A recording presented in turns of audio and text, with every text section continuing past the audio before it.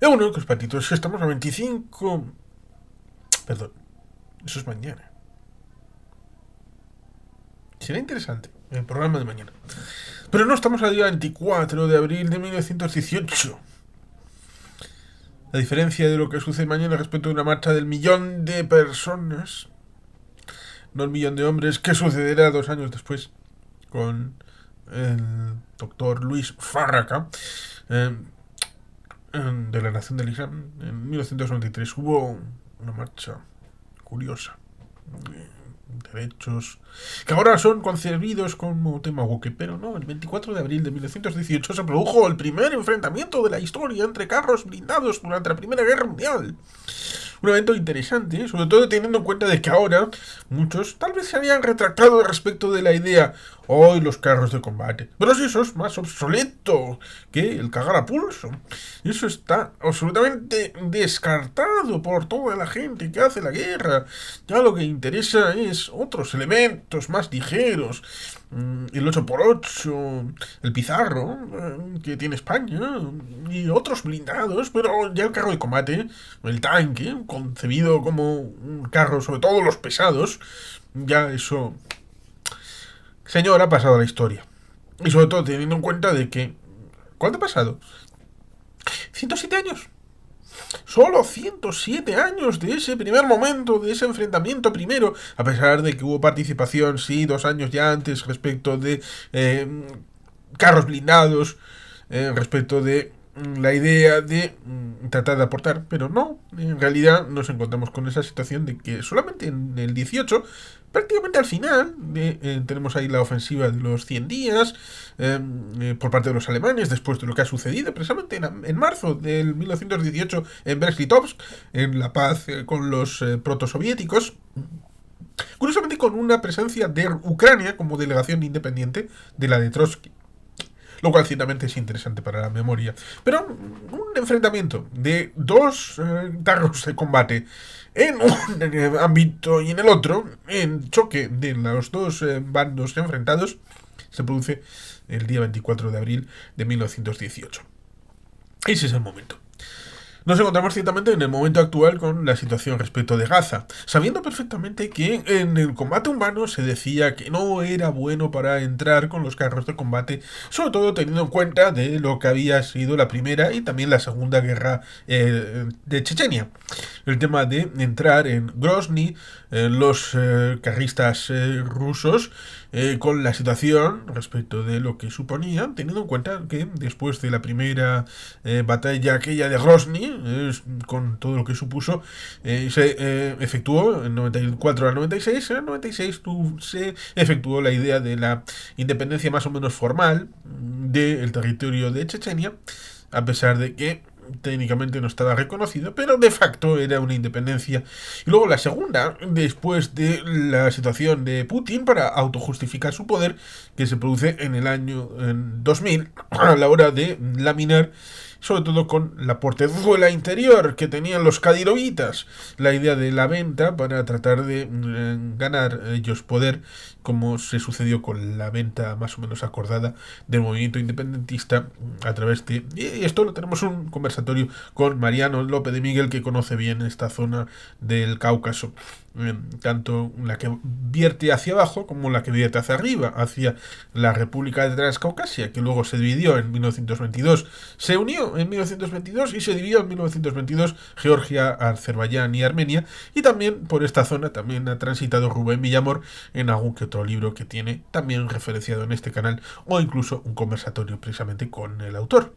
Eh, pero más allá de esta situación respecto de Chechenia, en donde los carros de combate o tal vez fueron utilizados malamente, nos encontramos con la situación en Ucrania, donde su afectación ha sido importante por el lado ucraniano de una manera eficiente y de la parte rusa de una manera totalmente ineficiente, hasta el punto de que han achatarrado todas las campas que habían heredado de la Unión Soviética, en tanto en cuanto el pensamiento soviético era que las armas avanzadas en tecnología, en caso de una guerra con Occidente, con los países de la OTAN, iba a durar pocos días el armamento moderno, y entonces, evidentemente, en el caso de que la guerra se prolongara más de unos días, entonces hubieran tenido que tirar del material, entre comillas, viejo y obsoleto, que en Occidente, después de la Guerra Fría, lo que se hizo fue achatarrarlo y mandarlo al reciclaje. En cambio, la mentalidad soviética era todo ese material viejo se mantiene en las campas para, por fuerza bruta, en ese momento en el que ha superado la primera fase inicial del conflicto, entonces nos encontramos con la situación en la que el que más resiste acaba venciendo. El que más material puede poner encima de la mesa acaba venciendo. Y da igual que acabes con tachancas, con burros o con bicicletas o carros salidos de la película Mad Max. Da igual.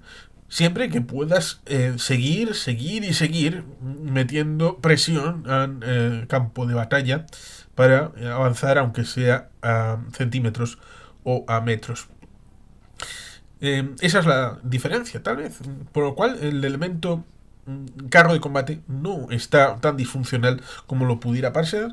Y también nos encontraremos con situaciones análogas respecto del portaaviones, que hasta hace no mucho se ha dicho que era algo que iba a ser obsoleto en el ámbito de la proyección. Los japoneses han intentado activar de nuevo el hecho de tener portaaviones con la reconfiguración de portaaeronaves en portahelicópteros como portaaviones. La idea, ciertamente, de si los LCD, LHD, los de la clase, por ejemplo, Juan Carlos I, digamos que deban de tener aviones, con la situación que tenemos actualmente respecto del F-35, que pueda ser desconectado a distancia, como ha pasado con los HIMARS, y por tanto no sean confiables para un ejército europeo, sobre todo cuando, en buena medida, en Europa muchos han comprado el F-35 y el único que ha tenido la idea y le han concedido el asunto de que tenga el software y el hardware propio de Israel, es decir, vendidos vacíos para que se incorpore luego la tecnología de Israel, fue Israel. A los demás le están con el cerebro americano, con lo cual ahí está una situación un poco curiosa respecto de cuál van a ser los herederos del Harrier en el ámbito del ejército español, el ala embarcada y todas estas cosas que he escuchado respecto de el canal de Sergi Truffaut y también Melu Martis, que es muy interesante e importante a la hora de la propia seguridad de España, más allá de si te guste lo militar o no, si te guste el tema de defensa, como la conciencia de cuestión de defensa, como tenemos un conversatorio con Yuri y también lo hace Yago Rodríguez en cosas militares y está muy bien porque es necesario, es justo y necesario. En el ámbito de la mar pues tenemos ese debate respecto del portaaviones, si deben incorporar drones en vez de aviones, por el tema de si no puedes comprar el F-35, cosa que no sé si es buena cosa ahora o no. La idea respecto de la Tierra, si es necesario los buques, los buques multidominio, tal vez, como podría decir Will Pulido, pero en tierra respecto de los materiales también blindados, pero que no supongan el carro de combate tradicional, que como digo, tenemos esa situación en 1918 con un día como hoy, el 24 de abril, ese momento de referencia con ese enfrentamiento primero de carros blindados de la historia. Ciertamente puedo ir a recoger el hecho de que ese primer combate tuvo lugar entre el Mark IV y el carro alemán A7V. Luego podremos ir a el establecimiento de cuáles son las características del Mark IV y el Sturmpanzerwagen A7V. Pero ciertamente debemos decir que esa primera batalla tuvo lugar en Villiers-Bretonneux, en Francia, el día 24, 24 de abril, cuando 3 tanques británicos, 2 hembras y un macho se enfrentaron a 3 A7V. Dos de los enemigos estaban demasiado lejos para ser atacados, pero el macho británico, un Mark IV, abrió fuego contra el A7V que iba en cabeza. Las tripulaciones de los tanques británicos habían sido duramente gaseados los días anteriores. Dos de las tripulaciones de los machos Mark IV habían sido evacuadas y el resto todavía sufría los efectos del gas mostaza. Esto hacía que los artilleros británicos tuvieran complicado apuntar apropiadamente para acertar a sus enemigos, así que fallaron el primer disparo. Los A-7-9 respondieron rápidamente con las ametralladoras servidas con munición antiblindado, causando daños a los tanques británicos. Los tanques alemanes dañaron a los dos tanques hembras, forzando a ambos a retirarse. El comandante británico del macho segundo, teniente F. Mitchell, detuvo su tanque para dar al artillero la oportunidad de hacer un disparo certero. Ambos estuvieron encantados al ver al AV-7 volcar, ya que sencillamente se había venido abajo en un montículo empinado y dado la vuelta. El A-7V Nixe, protagonista de este día, fue abandonado por la tripulación. Más tarde trató de ser recuperado por los alemanes, pero finalmente fue definitivamente abandonado. Esta fue la primera batalla tanque contra tanque de la historia, aunque como no, como en todas las historias, existen numerosas versiones de lo acontecido aquel día. ¿Qué tenemos respecto del Mark IV? Vamos a ir por los protagonistas. Tanque pesado, esa imagen respecto de lo que tenemos en la mente respecto de Indiana Jones y la última cruzada, ese carro que puede asemejarse respecto de lo que supone este Mark IV, ese que tienen en Iskenderun para tratar de ir en dirección hacia lo que fue rodado en Petra. Este tanque, Mark IV, con el historial de servicio de 1917-1918, por parte de operadores, curiosamente, el Reino Unido, pero también hubo Mark IV capturados por el Imperio Alemán y también el ejército imperial japonés. ¿En qué guerras? La Primera Guerra Mundial. ¿Qué diseñador? El diseñador fue el mayor Walter Gordon Wilson, diseñado en 1916 y tenía un costo de alrededor de 5.000 libras de la época. El costo por unidad fue producido en 1917-18 con una cantidad producida de 1.220 unidades. ¿Qué especificaciones tenía? Pues un peso de 28,4 toneladas el macho y 27,4 toneladas el hembra.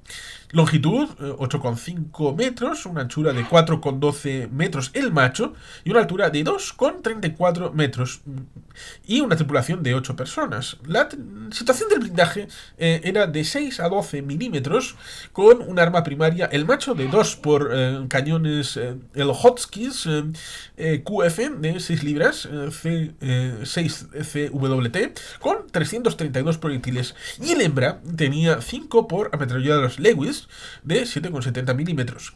Con un arma secundaria, el macho de 3 por ametralladoras Lewis de 7,70 milímetros. Es decir, que el macho incorporaba esos dos cañones Hotchkiss y también esas 3 ametralladoras Lewis que eran el arma principal de el hembra.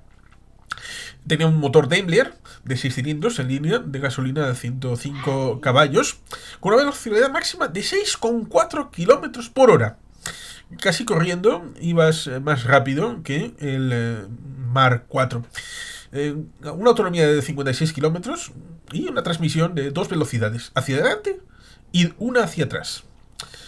Este Mark IV fue un tanque británico introducido en 1917 que benefició de esas significativas mejoras respecto del Mark I, que bueno, pues lo tenemos en servicio en 1916 a 1918, un poquito más tosco, y que bueno, pues tuvo su presentación respecto de los Mark que fueron efectivos en Reino Unido, Canadá, Estados Unidos, Estonia, Francia, Imperio Alemán, Ejército Imperial Japonés, Letonia, el Movimiento Blanco y también la Unión Soviética, especialmente en el ámbito del Mark V. Las versiones intermedias mejoradas, el Mark II y el Mark III, también estuvieron ahí, fueron producidas solo pequeñas cantidades para entrenamiento. Las principales mejoras serían el aumento del espesor del blindaje, la ubicación de los depósitos de combustible para ser transportados con mayor facilidad. Se construyeron un total de 1220 Mark IV, 420 machos. Las distintas configuraciones del Mark IV recibieron el nombre de macho, hembra y reavituallador. 595 hembras y 205 revitualladores, vehículos sin armamento empleados para transportar pertrechos, con lo que se convirtió en el tanque británico más fabricado durante la guerra. El Mark IV fue empleado por primera vez a mediados de 1917 en la batalla de Messines y continuó el servicio hasta el final de la guerra. ¿Cómo fue el desarrollo? Albert Gerald Stern, director del Departamento de Suministros del tanque, quiso equipar al Mark IV con un nuevo motor y una nueva transmisión. Se detuvo la producción de tanques hasta que el nuevo diseño estuvo listo, teniendo que emplearse los Mark II y III como tanques de entrenamiento provisionales. Al no contemplar el desarrollo lo suficientemente pronto para empezar su producción a tiempo y tener 200 tanques listos para la prometida fecha del 1 de abril de 1917, Stern se vio forzado en mayo de 1917 a empezar la producción de un Mark IV que apenas se diferenciaba del Mark I.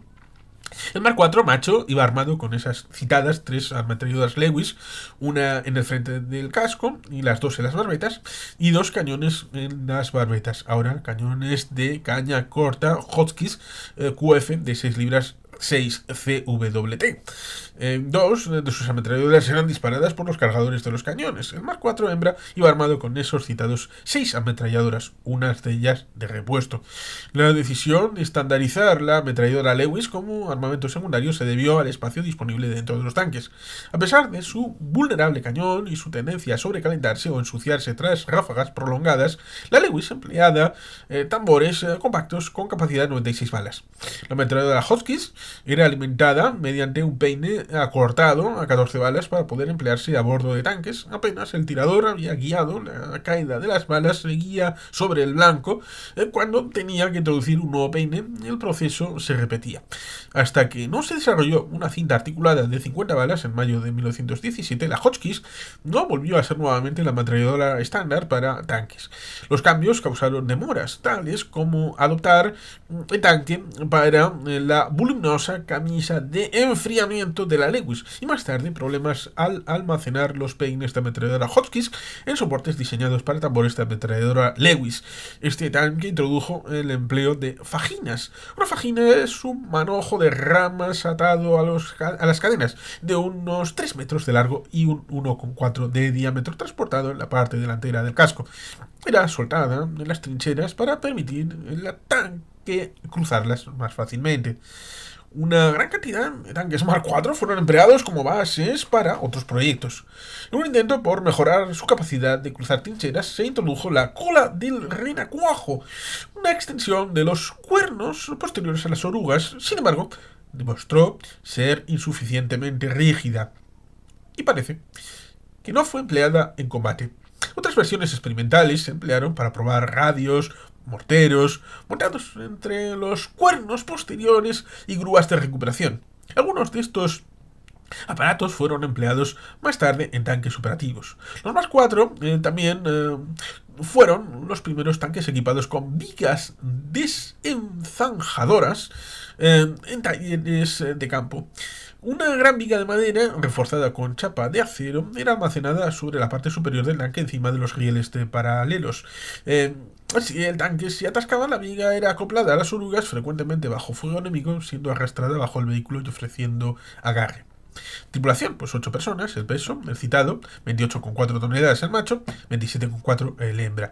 El blindaje, citados, es 12 milímetros, entre 6 y 12. Armamento, esas 3 ametralladoras y 2 cañones de 6 libras el macho y 5 ametralladoras Lewis de 7,70 el hembra.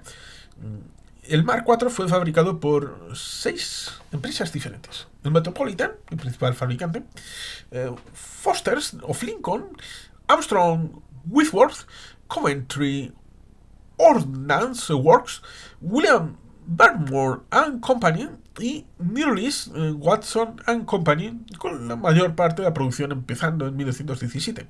La primera orden fue de 1000 tanques y se escogió el Metropolitan en agosto de 1916. Fue cancelada y reabierta y modificada entre agosto y diciembre de 1916.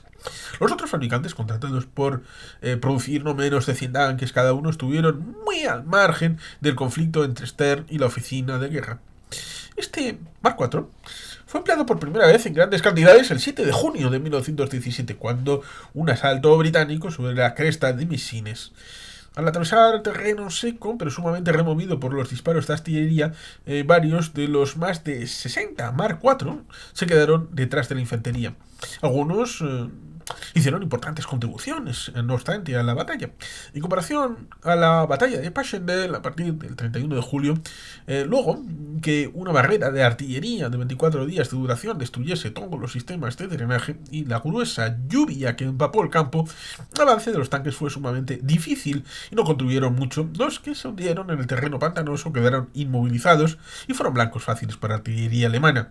Unos 460 tanques Mark IV fueron empleados durante la batalla de Cambrai en noviembre de 1917, demostrando que una gran concentración de tanques puede sobrepasar rápidamente hasta el más sofisticado sistema de trincheras. Durante la batalla de Kaiserschlag en el frente occidental, se produjo combate primero entre tanques que tuvo lugar en la segunda batalla de Villiers-Bretonneux en abril de 1917. 18, perdón. Enfrentándose los Mark IV contra los A7V alemanes.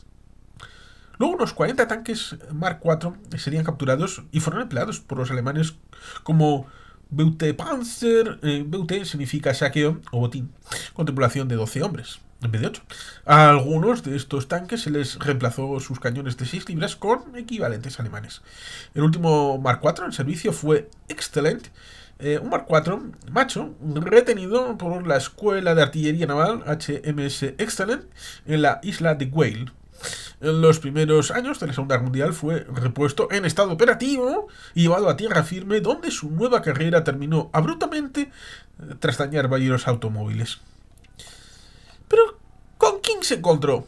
Con el A7V, con el carro alemán, con el Sturmpanzerwagen A79. V es 5, no 9.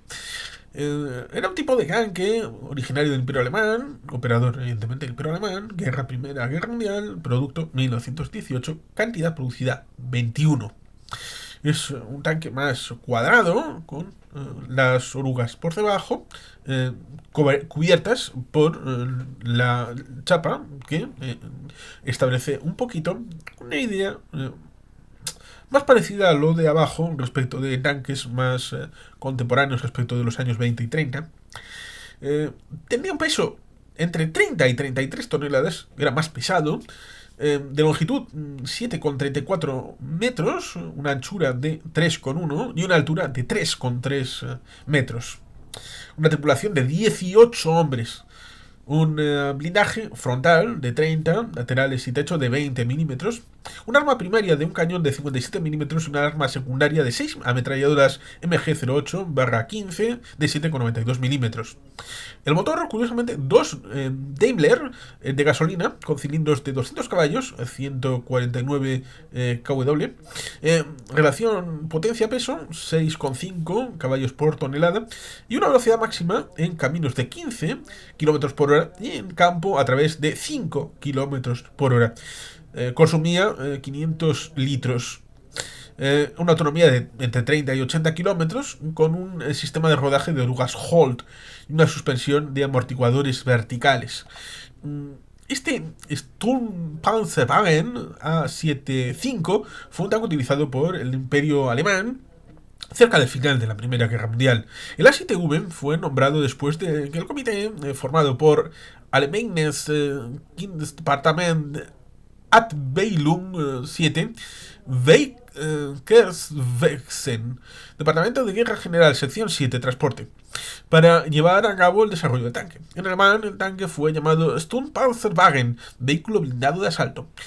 Cientos de chasis fueron pedidos a principios de 1917, 10 para ser terminado como vehículo de combate en cuerpos blindados y el resto como los portadores de carga del Überlandwagen.